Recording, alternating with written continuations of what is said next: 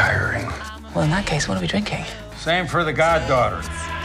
Dr. Jones, get him.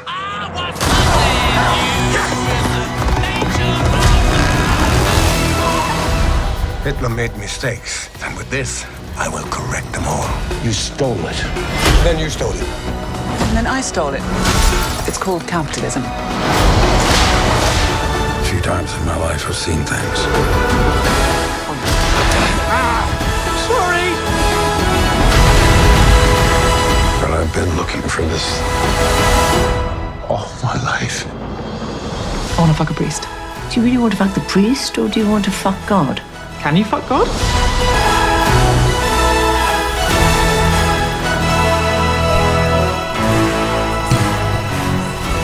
Alright, so there are 3 goblets. Which one is the goblet of a carpenter? You have chosen poorly. That one's got poison in it, sorry. Dial of Destiny. Dial it up. What do we got? I still can't find my wallet. I did want to enjoy it more than I did. I thought it was kind of a flat movie. Kind of across the board flat. Didn't look great. The original trilogy especially has this look to it. They paint in like really bright lights and really dark shadows. And this one just kind of looked muddy. The whole gray. thing. Pretty gray. Gray and brown. I thought the finale... Not that pretty. Oh my god, take a shot. Listen, kid, who's telling this story? You or me? You, sir. Damn right, so shut up and listen. I thought the finale was pretty fantastic, actually. I loved it. I loved it too. Best part of the movie, but it's only like 10 minutes long. I wish we were there more. And it's a 2.5-hour movie. It's like 2:22, I think. It is too long. I think if you were to make it prettier, just up the saturation on the video file, yep. Might work. There might be some turbulence. You've taken your chances, made your mistakes, and now a final triumph. Indy! Give him hell, Indiana Jones! And then just trim from some. It is too many chases. Yeah, too many chases. And they go on too long. The tuk-tuk race, I was like, it just keeps going. And it's like totally unbelievable too, because these tiny little things with like a moped engine, and they're just like keeping up with the car. Oh, okay. And they're like making all these turns, going over curbs. Yeah. And then after it, like the engine dies, and they're like pushing it, and it's like those wheels cannot go over a curb. You can watch them do it, and they're like, oh, it hit a curb. I was like, okay, what happened when you hit the curb at 30? You're just fine. It's like, yeah. I love how he just repairs one by taking Teddy's gum. The gum can repair puts it on the radiator. What? I think that's a real thing. Yeah, I mean, if your radiator's probably leaking, and you plug the leak and add liquid again, sure. Then it just goes and just goes. What is that? It's in it's in the new A Christmas Story movie where they crack an egg into the radiator. Opening with the Nazi train sequence. I thought they did an amazing job casting a younger actor to look like Indiana Jones. Like that was a great. It's perfect. Yes. How'd they do that? Where'd they find that guy? What was his name? What'd you think of the de-aging? When he was not moving, when he was sitting down talking, I thought it was fine and actually pretty good. But once he starts running, herky-jerky. Is it the Robert De Niro in The Irishman? He's just like an old man walking around, and I'm like, oh, his face is smooth, but the back is curved. It wasn't quite that bad. The good news is Harrison Ford is fine. He feels great. His enzyme papaya treatment worked fantastically well. I'm especially interested in this papaya treatment. Well, they stopped doing them about 30 years ago because they were dissolving people's spinal columns. I've heard people say that his voice was more noticeable. But it was like, okay, he looks young, but his voice sounds old. Yeah. I didn't really know that I noticed that on first watch. I didn't really either. Where the hell's my coffee? I thought it worked pretty well. Like, I was like, I knew it was coming. And I was like, all right, let's see. Is this Peter Cushing? And I was like, oh, that looks pretty good. And I kind of stopped thinking about it. I was like, so it worked all right. I think that sequence, again, a little too long. There's too many elements. It's like he's getting hanged, and then the bomb comes in, and then he's still getting hanged, and then the bomb blows up and saves him from that, and then he has to like steal a thing, and then he gets mistaken for a driver, and there's a chase with motorcycles, and then he gets on the train, and then he's hiding in the train, and it's like, how many different times are you pretending to be a Nazi? It's Right. like 3 different times. He's like, oh no, I'm a Nazi now. And that just went on too long, I thought. Yeah. Did they de-age Mads Mikkelsen? I don't know. It didn't seem like... I felt like his face looked smoother than it did later on in the movie, in the present day. Did, but anyway, so de-aging. I think what's twice. the best you've seen it done? Samuel L. Jackson in Captain Marvel. That's cheating, because he's looked the same age for 50 years. Yeah, it's cheating, but yes. Boom! We did Trixie Wang. Anyway, Dial of Destiny, we meet Indiana Jones. He is professorizing again, and the kids are all bored. This is what I was like, we were rewatching all of the movies. Mm-hmm. The girl in the front row, like... Love you. Mm-hmm. And I was like, hey, this is what it's like to be a professor. This is like every day. This movie, that's what it's like to be a professor. It's like no one's paying attention. They're all bored. And there's one know-it-all. You're like, hey, did anyone do any of the reading? No? Okay. It's going to be on the fine, final. I guess. Except I don't even have a final. So I can't even be like, you have to know for the test that we don't have. So Yeah. I completely stopped assigning like novels and stuff. Because it was just like, none of them are reading it. So it's like one kid might read it, and then it's like, hey, we're going to be buddies and everybody else can go fuck off. I don't know. Like, it's just a waste of time. Kids these days... They don't do the readings. I feel like Indiana Jones. So we find Indiana Jones. He's stuck in the past. It's all about moving forward in the future. We're going to the moon. Now, The wine. I wondered about this. We landed on the moon in July of 1969, but yeah. they're still in school? Did he say about, was it summer school? They had to go through quarantine because we were afraid there would be moon virus. Sure. So they were quarantined for a couple weeks in like a trailer and on an aircraft carrier. I looked it up when the Moon Day Apollo 11 parade was, and I want to say it was like August 15th. Okay, so like, right okay, at so the that's start of school? probably the very beginning of the semester. Mm-hmm. But they're throwing him a retirement party. He's not in the middle of like grading finals, like he's assigning readings and no one's doing them. It's not the end of the semester. Why are you throwing him a retirement party? Retirement parties are at the end of the semester. Throw out the movie. I've been to them. It's after we're done grading, then we get drunk at each other's houses. Yes. They're really focusing on, when we showed the 3 Apollo 11 astronauts in a little car. I was like, okay, time travel. I knew going in there was some sort of time travel. Yeah, and of course the de-aging, even though you were like, how did that work in instead of it just being the I first figured scene? it was I thought they would go back and meet young and not just be a flashback. Man, I thought it would be crazy. I was thinking like Back to the Future, which they think it's a 30-year back jump. He thinks he's going 69 to 39. Right. Which isn't that exactly the Back to the Future, 85, 55? Yep. And then 2015. Anyway, so my thought was, oh, they're really focusing on the astronauts. We're going to be like, oh, the bad guys got the thing. And then, like, the universe changes, and then suddenly it's like, Nazis on the moon! Right, and we're, like, in the moon parade, and we're like, oh my god, and now we have to fix it. So I was expecting that to be, like, end of the first act is, like, Nazis won the war, and now we have to go fix that. Yeah. Which could have been fun. Nazi Neil Armstrong.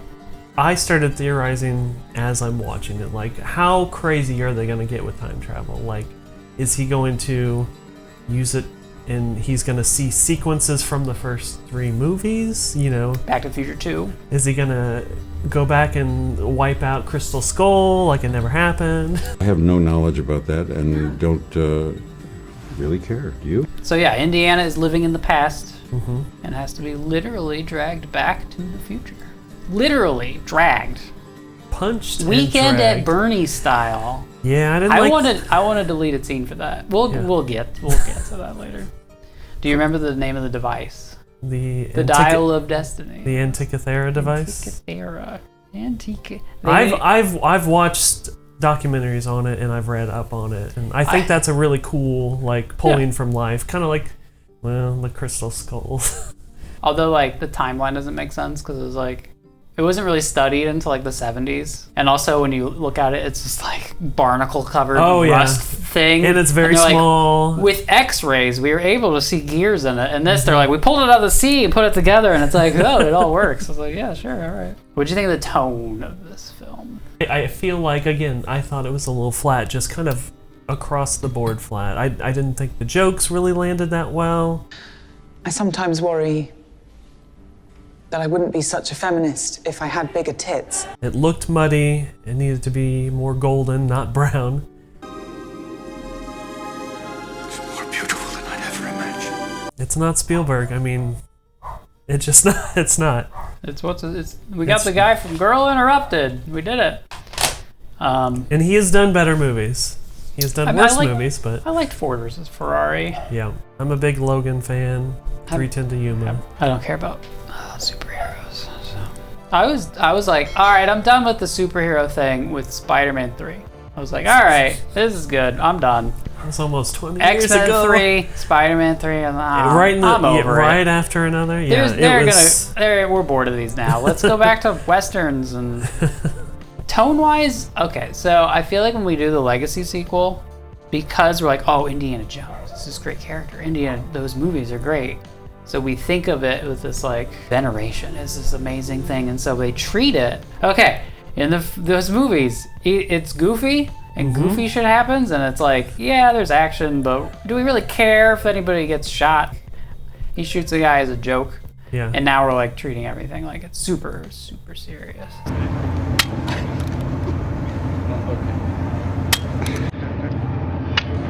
That should do it. So I think if you're going into it wanting lighthearted adventure fun, it's not that. No.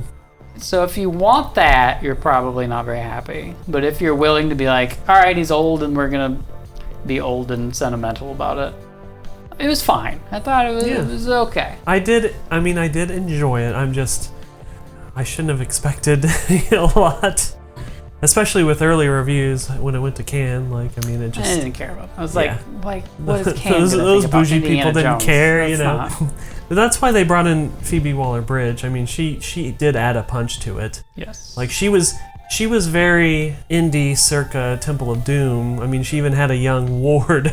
Yeah, like that was a pickpocket and he can drive. Yeah. He can fly. He can also fly a fucking plane. And I was like, wait, how can he fly? And it's like, oh wait, there's that one scene they're in like a hotel lobby or something. Right when he's moving dials. Pretending, like, yeah. That's not quite how it works. Is that a flight simulator? Having pieces and go like, yeah, flaps. I know what those are. I used to play Flight Simulator when I was a kid with my uncle who was an actual pilot, but I don't think I could fly a plane. But as an American man, I feel like I could if I had to. I guarantee you. I am wrong. I guarantee you, if they're like, everyone's dead in the cockpit, we need someone who can fly, I'd be like, yeah, I could probably handle that. I can do it. Give it to me. I'm pretty confident. I'll be a hero. In our hotel uniform and the schmuck that landed on the taxi there. So can I just get your name and your pilot's license? The name is Harrison Ford. Okay. So tone-wise, the first act where it's like, oh, they're murdering the people we just saw at this retirement party. Yeah. Ugh, this isn't fun. And it made me think of like 3 Days of the Condor. Have you ever seen that? And it's like, oh, he's getting like framed for murder? We're doing like a 3 Days of the Condor of the fugitive situation, which just like goes away as soon as he flies out of the country. Yeah. When he comes back, it's like, oh, the cops don't think he did those murders anymore, I guess. Yeah. And there's a moment when they go to the boat and they're doing the diving, and Phoebe, what is her character? Helena Shaw. Yeah, Helena Shaw. And she, does a cheeky light of dynamite. We escape, and she's just something about like, stick of dynamite, always fun or something. And he's like, my friend was just murdered, and I was like, yeah, that's the fun tone to And set. she's just like, he's like, I'm in an adventure film, and he's sorry. like, you just got my friend murdered. Yeah. It's like, ugh. Now, before I knew that Antonio Banderas was going to get murdered, I thought this would have been perfect to have a 50-year-old, Ki Kwan in there. Yeah, it would have been a perfect short round. I think I knew he wasn't in it, but I was still hoping he would show up. I thought maybe, that's why they didn't do that. They didn't want to kill Short Round. I couldn't figure out who Antonio Banderas was. That whole scene, I was like, I know it's someone famous. Is it Benicio del Toro? Is it Pedro Pascal? Who is this? He was dressed very down. I was like, I know it's someone I know, but I can't remember who I was supposed to be looking for. He is way more handsome in real life than he was in this movie. What did you think of Helena Shaw, Phoebe Waller-Bridge? Bridge. Was there a chemistry test? How did you get to know each other?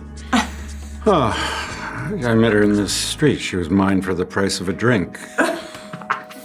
Wow. She's wonderful in everything. Women are subtle warriors, strong at heart. You know, we don't have to use muscular force to get what we want. We just use our tits. I didn't like her as much in this movie until I kind of wrapped my head around, oh, she's supposed to be kind of indie from earlier. Like, she just wants fame and glory. She's in it for the cash. Fortune and glory. That's what he says in Temple of Doom a lot. Does he say that? Yeah. Okay, I just watched it. And that's what Willie Scott. Yeah, Willie Scott, Kate Capshaw's. I have a fun Willie Scott fact. I got a fun fact too. They say that Willie Scott is named after a dog. Spielberg's dog, Willie? Well, yeah, George Lucas's dog is Indiana. Right. And they're like, all these characters are named after dogs. But it turns out that he had a girlfriend. I think they were engaged or something.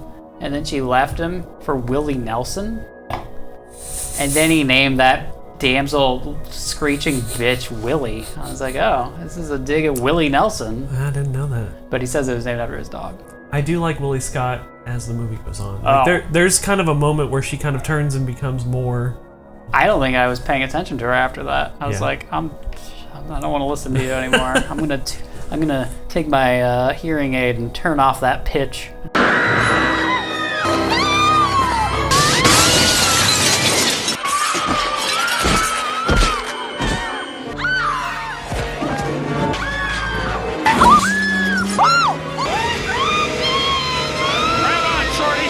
I liked that when she first shows up, she comes to his classroom and it's like, oh, she's like an archaeology student. She's like, I'm getting my PhD in this. I was like, all right, this is the next Indiana Jones. She's getting her PhD. But then is like, just kidding. I'm not really doing any of that. I'm just trying to sell it for money. I was like, okay, I like that. Yeah. But then she comes like all the way back around to like, I know what's best for Indiana Jones better than he does, and I really care about him. And I was like, you just locked him in with the Nazis that were just murdering people like an hour ago. Yeah. Oh, this arc. How many days have gone by? It was like 2 days ago. You're like, hey, I'm gonna let Mads Mikkelsen just shoot you in the head. Yeah. You're not gonna make any more sequels. It's nice to think about. Ooh, a Phoebe. It's like, no one's gonna go see that. Apparently working on Tomb Raider for Amazon, so. I didn't know that. We're getting a Tomb Raider Phoebe? Yeah. I have no knowledge about that and don't really care. Do you? God, I thought the movie was flat. That goes towards all the secondary characters. I thought, meh. Sorry, Teddy. What about Sala as a cab driver? What about that kid with the unibrow? Yeah. So we find out Mads Mikkelsen, Dr. Schmidt, whatever. Mm-hmm. He's from Alabama. Just a normal Alabama man. Sure. Jürgen Voller. Jürgen Voller. Is his revealed Nazi name. What is his plan? He dressed up and he was going to kill Hitler in 1939. August 20th. 1939, so U.S. isn't even involved yet. He's going to kill Hitler and take his place because Hitler made mistakes. So he was going to be Hitler, but better. Yes. He was going to be a better Hitler. Because he knows what's going to happen. Yeah, it's not so much I have the foresight. It's Hitler was an idiot. I love stupid. Yes. You have to get rid of Hitler. I'll be the better Hitler. Just like, does he look like Hitler? Did he have a mustache prepared for when he was going back in time? He didn't have a Hitler stash. Yeah. It's like, how are they going to believe this was Hitler? Was he super charismatic? That he was going to be like, Hitler just wasn't good enough. I'm Hitler. I'm better. Yeah, like, so he thinks he kills Hitler and everyone thinks he's Hitler? I think he was just going to be like, I'm the new Fuhrer. I'm not playing as Hitler, I'm just the new... Well, it's Carl Dernit's going to think about that. Yeah. Who was the next Fuhrer for about a week. I mean, I don't know all the dates and stuff, but I know a lot about World War II. But how would you have saved Nazi Germany? What would you have done? What's your... Save Nazi Germany? Yeah, you want to go back? You're the new Hitler. How are you saving Nazi Germany? I don't even I've thought about this quite a bit. Oh yeah, everyone has, right? I have 2 plans to save Nazi Germany. Are you... 2 different plans. You're not going to do the Holocaust, probably? I don't know. Like... Ooh. If your goal is for Germany to win the war, and you have a time machine, Forget about, the ethics. Right. Just what would you change? How would you could whisper in Hitler's ear and make him do something smarter. There's two things that come to mind. One, all the generals did not want to start the war in 1939. They're like, we need more time to build up forces. And Hitler's whole thing was he was like, I don't trust any generals, and I'm just going to go with my gut. And repeatedly going with his gut against like all logic, just kept working out somehow. Like the cards would just fall right, and he'd be like, yeah, I'm going to do this, and the Allies won't do shit about it. And I was like, oh, that worked? Oh, okay, you can just do that. Let's go to the It's next like, step. they invade Poland, and it's like, oh, France and Britain are declaring war on you. All they have to do is like try, and they'll take over half of Germany before you can turn around. And they just didn't. They're like, we don't want to start World War II, so I guess you can just take it, and we won't even invade you from behind. Yeah. Lots of things like that worked out for him for like Neville 2 or 3 Chamberlain years. Until Churchill comes Then in. he kept doing that, and it's like, no, you're only going to override all the generals and be right a few times. And then it's like, so like one is wait a few years, because you're starting the war, and build all your crazy jet planes and they don't got ballistic missiles and spy satellites yet. No one knows. Yeah, Britain's not going to be ready. They're going to have Spitfires when you've got your jet planes. That'll be a good one.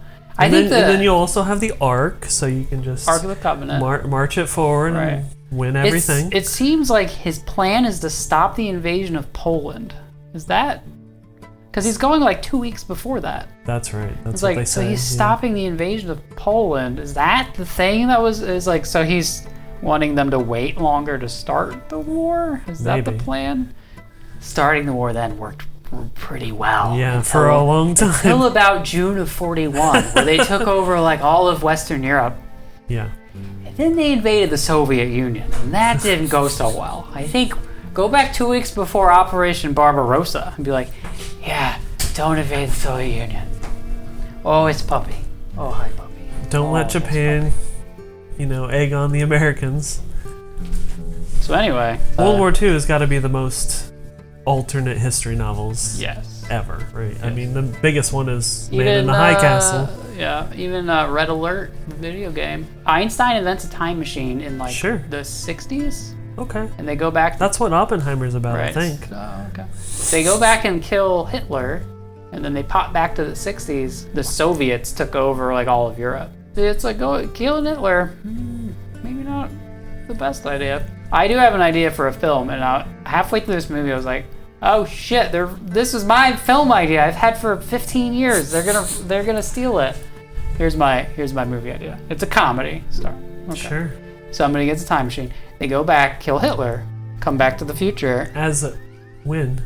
As a baby? Can you kill baby Hitler? You kill him in World War I. Okay. Sure. He was a private in World War I, and he got like mustard gassed, and like very nearly died. So my thought is, okay, you go back, you kill him then, right? You pop back to present day, and Nazi Germany won, and you're like, what the? Because, as Mads Mikkelsen points out in this film, Hitler screwed up a lot. Part of why we won the war is Hitler kept doing dumb things. Yeah. So if you killed Hitler, and he's not doing those dumb things, a lot of those Prussian generals might have figured some shit out and won the war. So after you come back to the present and go, oh shit, the Nazis won. Now you have to go back in time to save Hitler. And so the whole thing is about trying to like revive Hitler. Go down into the trenches of World War I. It's called Saving Private Hitler. It's a comedy. And every time they see do that it, I'm laughing. And every time they say them, a different time traveler is like, you know what we should do? We should kill Hitler. And they're like, God damn it, I have to go back again and save Hitler in the 30s now. All right. And so it's a like repeat. It's really like a Rick and Morty episode more than anything else. Yeah. But I like it. It's a pretty good idea. If you go back in time to hunt dinosaurs and step on a butterfly, you come back and the Nazis win anyway. So. The sound of thunder. It's true. I think we needed to know more about Archimedes. I don't know anything about Archimedes, and I just I saw know this his movie. Principle. He was a physicist, I guess, of his time, Physics, or a math, mathematician. Logic, philosophy. Smart guy. He has a puzzle with the displacement of water. You throw the gears in the water. Yeah, I was like, does this water never evaporate? Right. It's like 3,000 years this water's been here. Well, how do all those bugs and snakes survive in there? Like, yeah. I mean, kind of like in Raiders of the Lost Ark, and they fall down, and This giant snake We pit. have- How Yeah. are they just eating each other? I guess, but after centuries, there's gonna be like two snakes. Well, I believe in Raiders, he finds the way out because snakes are coming through a hole. You're right. Which does call to mind the fact that like every time they do the most intricate way of getting into somewhere, it's the way they escape is just like, oh, there's just like a sewer. There's just you a back just open way, the yeah. sewer and there you are. And it's Yeah. like, how come no one went through this door in Egypt? That and all the like the push button security measures, like they have lasers and it's Mission Impossible. It's like, how do these things work? Water displacement. Get in the pool! There is a puppet show going on in the streets, and it's the Battle of Syracuse, and they have dragons flying too, which is what they say. Yeah. And that was a nice little nod to what's coming. You know, Yeah, we see that on Archimedes' tomb. There's like dragons with propellers. Yeah. There's a couple of things. That was cool. It wasn't R2-D2 Right. and C-3PO. I don't know that I learned that much about Archimedes. Yeah, no. And so when we met him, it was like, I feel like it needed to be that like Indiana Jones is obsessed with Archimedes. Yep. And we see him lecturing at the beginning. So this bugged me when I thought about it later. Not at the time. Typically, Indiana Jones is lecturing about something inconsequential. Yeah. Look, read Michelson, chapter 4, and then Marcus Brody walks in, and then they're like, okay, I have to brief these CIA guys about the Ark of the Covenant, and he gives a lecture to them. Somehow he turns this gigantic Right. book to the right page. Oh, here. But in this, he's coincidentally lecturing about Archimedes and the siege of Syracuse for just no reason. That's just the day that happens. I mean, it's one of the first days of school, so. Right. And then Helena, Phoebe, shows up, and she's obsessed with this very Archimedes and his dial. So she's coincidentally there the same day he's lecturing on the one thing she knows about. Whereas at the time, you're like, oh, she's really smart. She knows any question he asks. She's going to be like, yeah, because she's a student of archaeology. Okay, that makes sense. But instead it's like, no, that's the one thing she knows. And Just so I feel like on he coincidence. should have like really loved Archimedes. Or maybe the villain really loves Archimedes. Maybe So we learn more. Dr. Schmidt. He's Dr. obsessed Schmidt, with Dr. Archimedes. He was Voller. this great, amazing Archimedes. And so we'd learn about Archimedes. So then when we meet him, it's like, oh, he's meeting his hero, Archimedes. But it's like, I don't think I really learned much about him. And No. I don't think it's like, I should have cared more about that. They cut all that exposition so the tuk-tuk chase could have been 47 minutes long. Archimedes was fascinated by water displacement.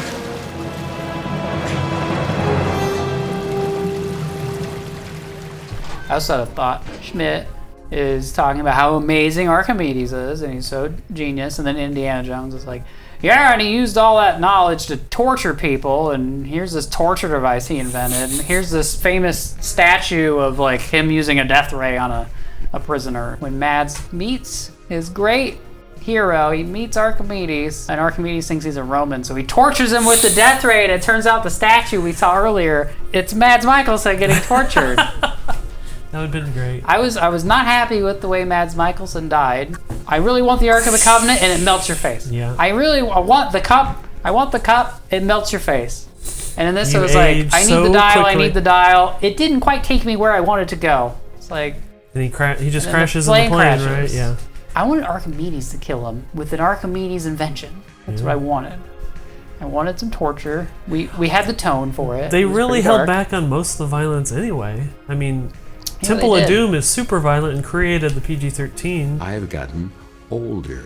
You might have noticed. Not in the film, we didn't. My face is melting.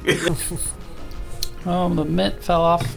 Anyway, Continental Drift.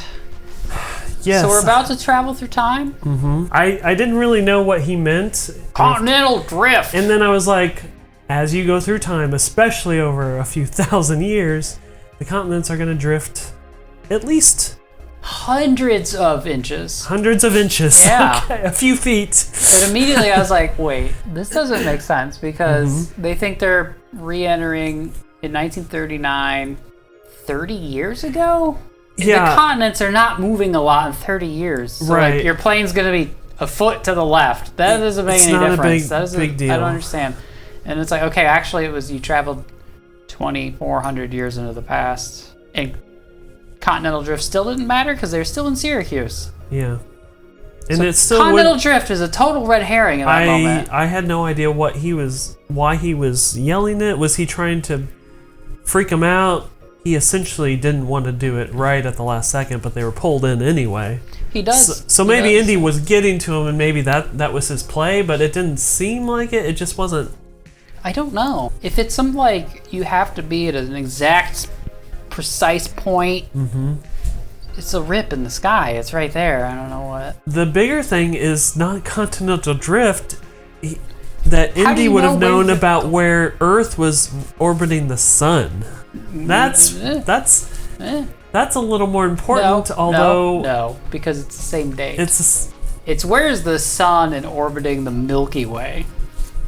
Or that, yeah. Yeah, because as long as it's the same date on the calendar, pretty much the same part. The sun itself is orbiting the Milky Way. Even if the Earth That's is, the bigger problem. 100 feet different. 100 feet doesn't really matter. Yeah. We're talking hundreds of millions of miles. The sun's moving. You pop in and you're in space. Sorry. Yeah. Speaking of space, do you think that Phoebe Waller-Bridge and Harrison Ford ever talked about how in that transition? Yeah, with you. Haven't got to use it. She is the Millennium Falcon? I have that in my notes. She's the voice of the brain. She's the brain of the Millennium Falcon. Phoebe is the brain of the Millennium Falcon, and Mads Mikkelsen is the architect of the Death Star. Oh, there you go. Yeah.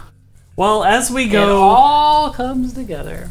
As we get further and further into time, everyone will be a Star Wars or a Marvel hero. So when we realized that the time travel is not going to 1939, or it's not exactly Continental Drift, all right, something's happening. What were you thinking? We're like Milky Way drift, but sometimes when I watch a movie, I just kind of let myself not try to think ahead and guess the movie. I never do that. Yeah, right. Most people are just like trying to figure out the ending, and I was just kind of like just going with it and just like, okay, well, we have big boats and ships and stuff. I don't know. Battle of Taranto. For a second, I was like, dinosaurs? That would have been, yeah. I thought maybe, but I was like, nah, it's Archimedes. We keep talking about Archimedes. It's gonna be Archimedes. And the fact that he's like the first person to show up to meet Indiana Jones, I was like, really? He's not like. Yeah. There's not 4 people that are closer to Indiana Jones. He's the guy. I mean, there's 2 dragons that crash on this hill, and yeah, Archimedes runs and is able to get there in time. I don't understand why the Nazis decide we need to machine gun the Romans. Like, what's I was happening? thinking that was very a Sound of Thunder. Like, what are you doing to the future? Unless, of course, this has always happened. Well, and also the Nazis saw themselves as a continuation of the Roman Empire. Yeah. Which also the Tsars did, because that's just Caesar in Russian. Why are you shooting Romans? And also they kept flying extremely low. The Romans are bad because they crucified Jesus. That's why.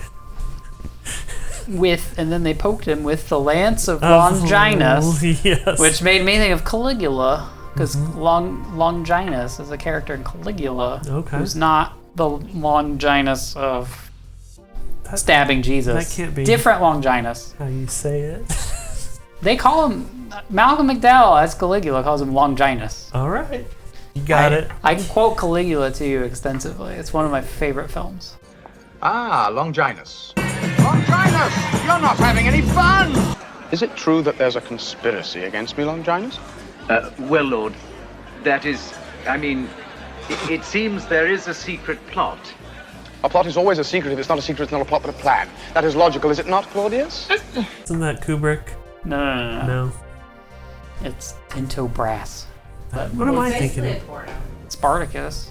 Yeah, maybe I'm just You're thinking. confusing Spartacus and Caligula. I don't know why. You're the first. This is a moment in history. Somebody's confused those 2 things.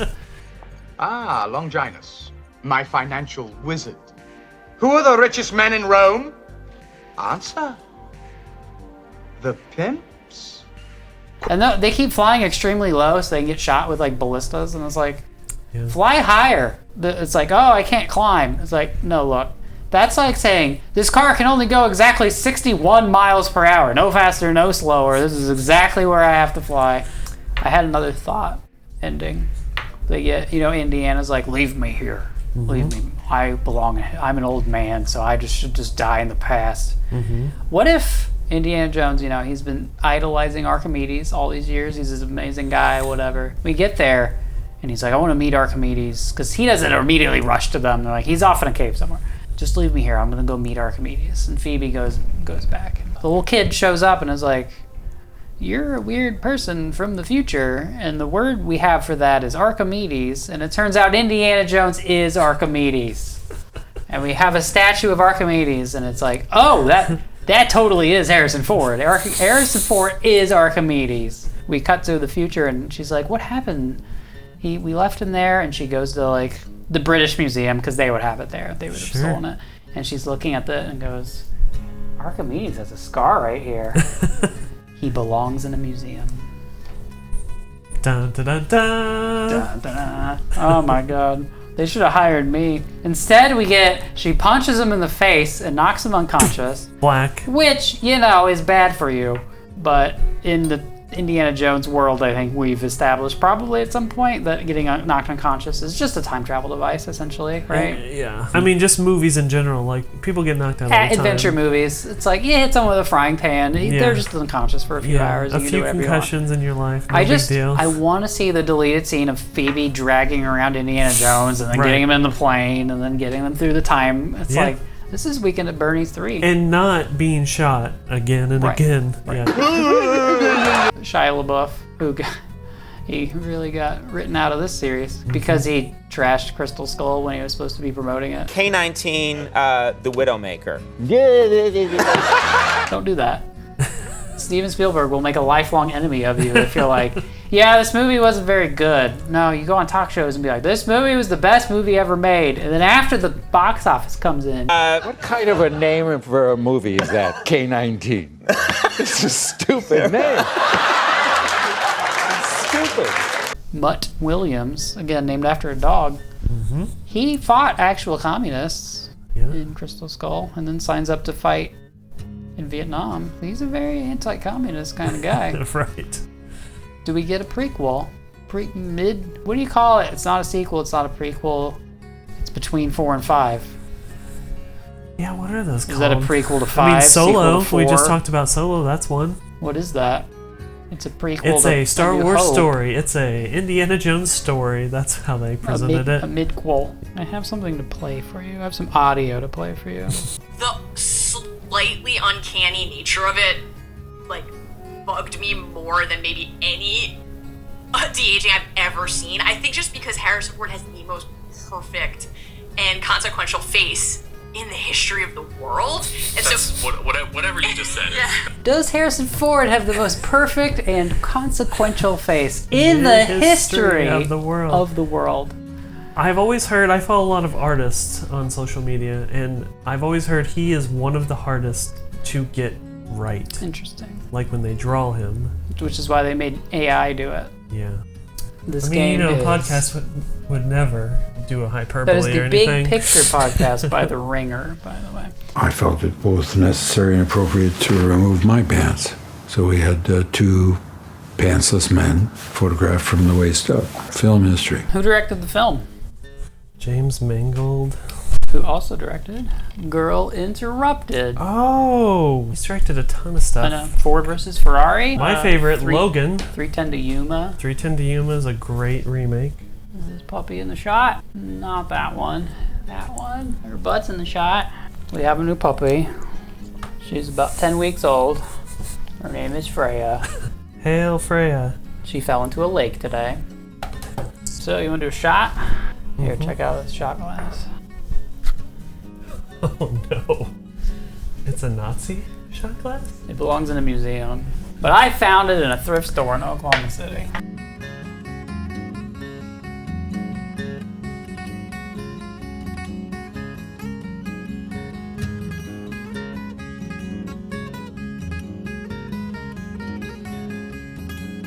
I'm retiring.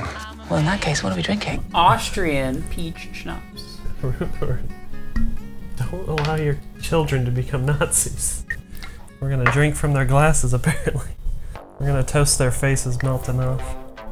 May the Nazis forever be Boom! We did it. Wang. Alright, I believe it is time for ranking. Drum roll, please.